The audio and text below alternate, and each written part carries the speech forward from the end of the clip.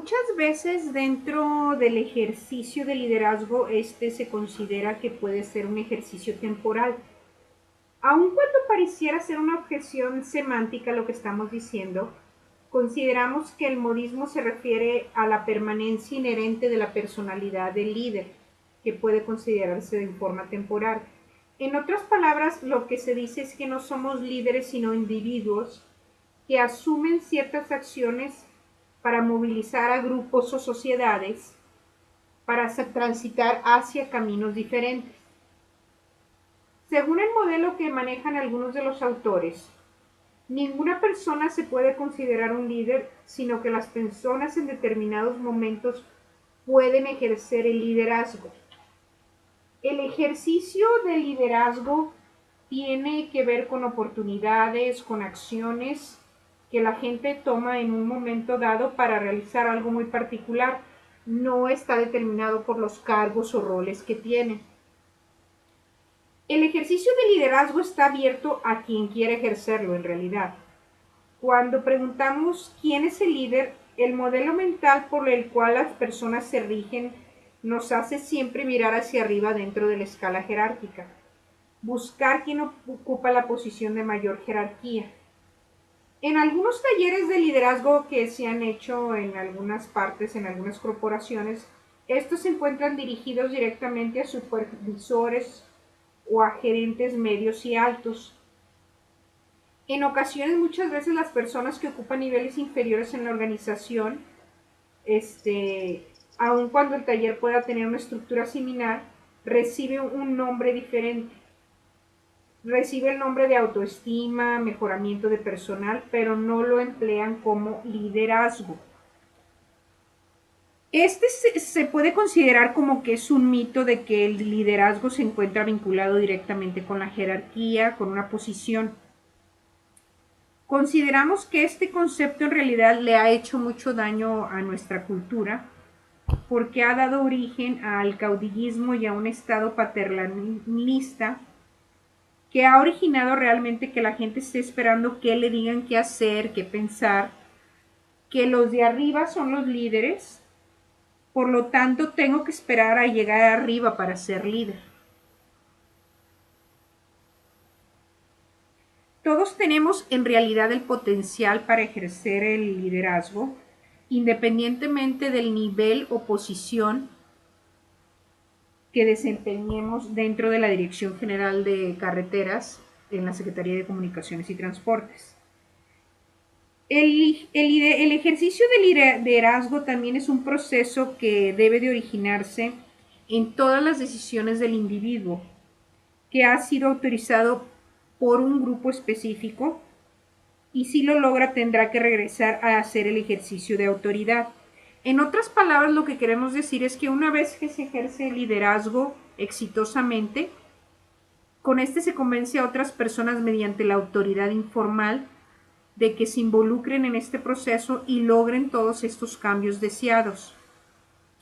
Entonces es necesario que aquello que se creó, los procesos, los productos, las tradiciones, hacerlo rutinar, hacerlo conocido, que genere estabilidad, que aumente la producción o disminuya la ansiedad de soluciones, que satisfaga todas las expectativas y proteja a la gente hasta la próxima oportunidad en que sea necesario un nuevo ejercicio de liderazgo.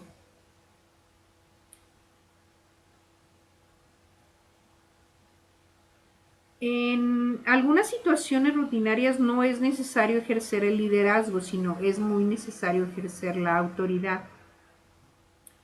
Hemos mencionado anteriormente lo delicado y difícil de algunos procesos. En la historia abundan ejemplos de personas que ejercieron liderazgo, que realizaron grandes transformaciones políticas, sociales, científicas o culturales, y que estos fueron aquellos que pudieron ayudar a otros a adaptarse y aceptar esos cambios, y a su vez aceptar todas las sugerencias y modificaciones por parte de su constituyente.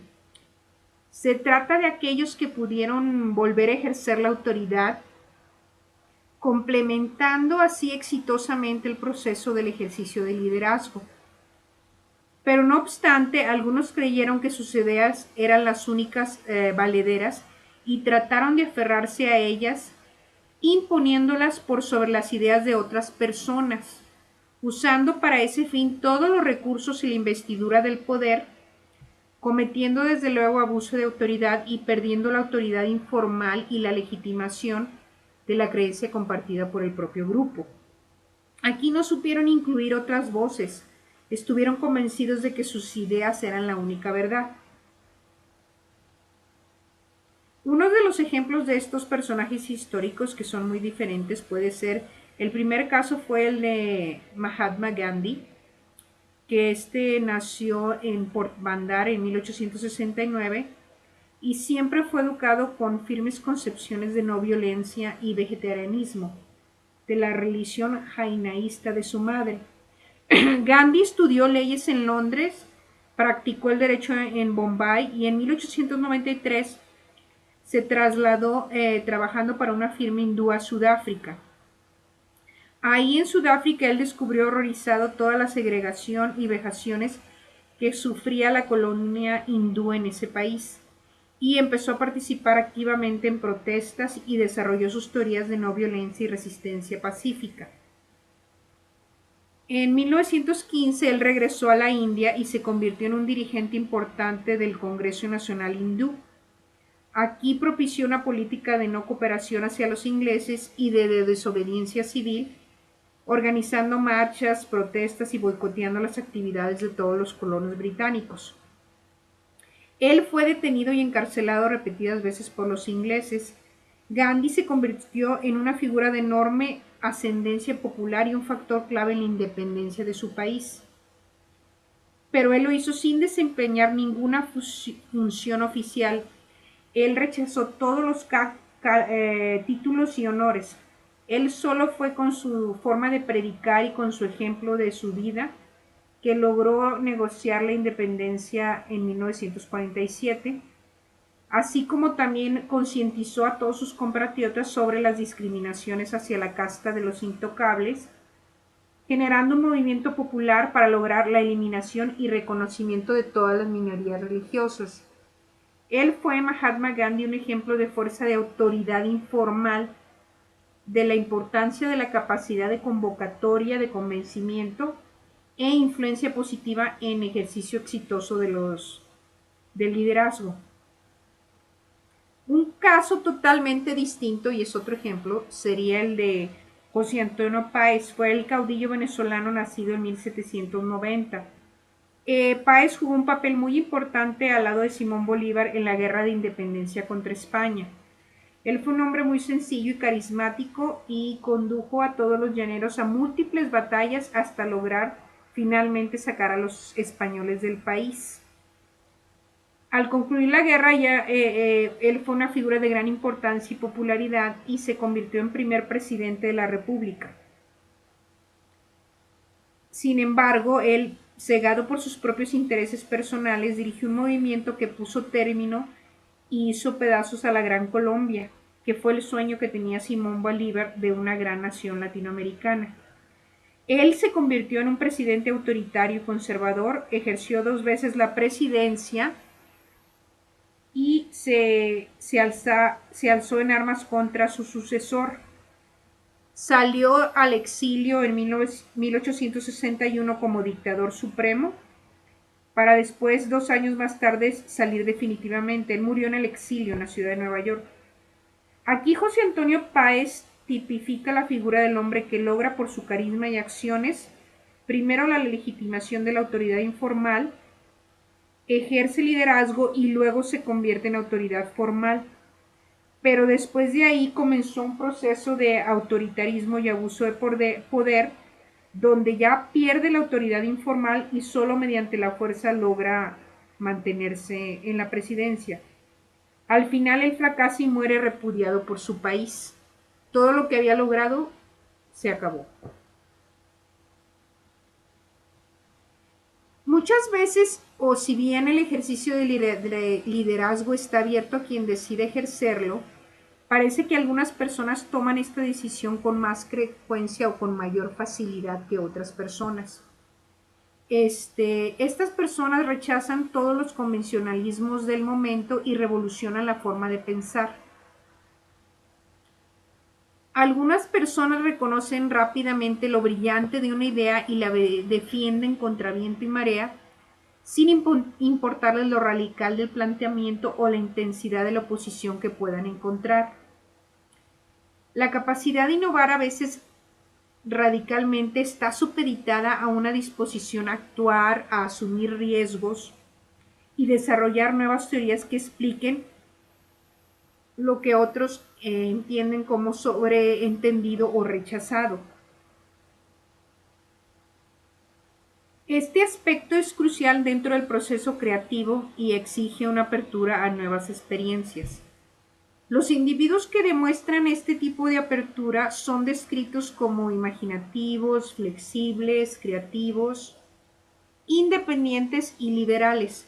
Ellos disfrutan el hecho de estar expuestos a nuevas experiencias y situaciones. Las diferencias que caracterizan a las personas abiertas a las nuevas experiencias de otras no se encuentran relacionadas con el conocimiento o la inteligencia. Para entender este factor y su conexión con el ejercicio de liderazgo, vamos a tener que relacionarnos con todo el sistema familiar.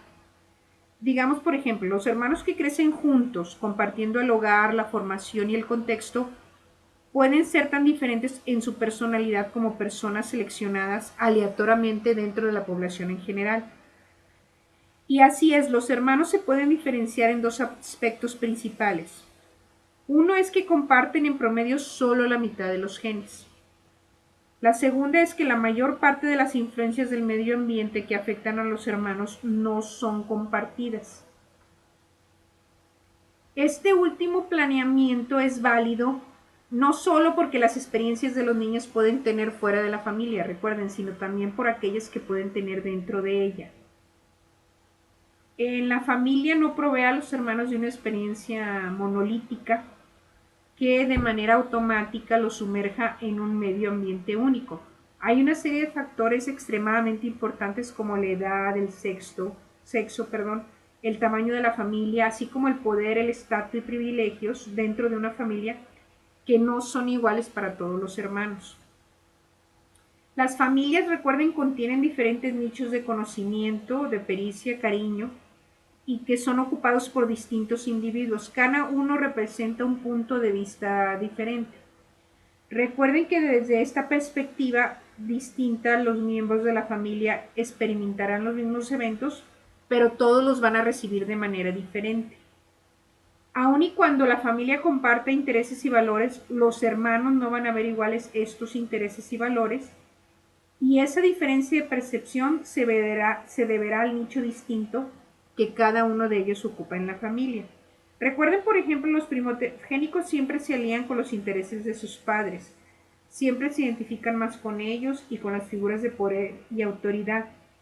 Estos adoptan más la perspectiva y defienden el estatus especial que representan como primogénitos y alcanzan metas por medio de territorialidad y de conformidad con las expectativas de sus propios padres. En general se puede decir que ellos son ambiciosos, concienzudos y siempre orientados al éxito. En relación con todos los hermanos, siempre el mayor es el más dominante y ambicioso, celoso de posición y inclusive defensivo. Los nacidos después siempre hacen un esfuerzo por encontrar un nicho que no duplique el que ya tomó el primogénito. Por lo tanto, ellos tratan de tener éxito en áreas en las cuales el hermano mayor no ha estado o no ha establecido todavía su superioridad. En realidad ellos son más abiertos a nuevas experiencias, tienen una estrategia importante para poder encontrar nuevos nichos en la vida. Y esto los lleva a alcanzar sus metas siendo mucho más arriesgados. Tienen tendencia a cuestionar el statu quo y en algunos casos desarrollan una personalidad un poco más revolucionaria. Muchas veces se dice que la mayoría de las innovaciones en las ciencias, especialmente las que son más radicales, han sido iniciadas por hijos no primogénitos. Entonces ahí tienen Las diferencias entre los hermanos en relación con la apertura y la innovación no es en sí un artefacto de clase social ni de número de hermanos en una familia, sino esta diferencia es consistente entre hombres y mujeres. También existe la influencia en el orden de nacimiento, que es particularmente impresionante cuánto se comparan individuos que vivían durante el mismo periodo histórico y confrontaban las mismas opciones conceptuales. Los nacidos como no primogénitos o nacidos posteriormente, ellos siempre encuentran y enfrentan retos diferentes a sus hermanos mayores y por lo tanto su personalidad va a evolucionar de manera diferente. En los últimos siglos se ha dicho que el orden de nacimiento en la familia ha sido un factor constante y reconocible en las personas que han realizado revoluciones y cambios importantes. Recuerden que el factor no primogénito trasciende en el sexo, clase social, raza, nacionalidad o en el espacio del tiempo. En los momentos de la revolución radical en la ciencia, los no primogénitos han estado 17 veces más dispuestos a adoptar un punto de vista revolucionario que los primogénitos.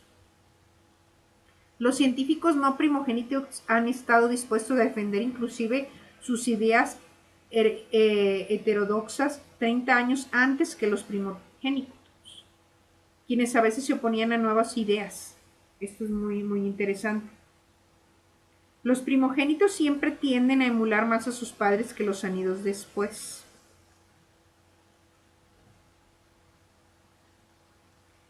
Pero por otra parte, a pesar de la predilección por la novedad y por el cambio, los no primogénitos se han resistido en general a innovaciones de corte conservador. Siempre han estado más identificados con cambios radicales.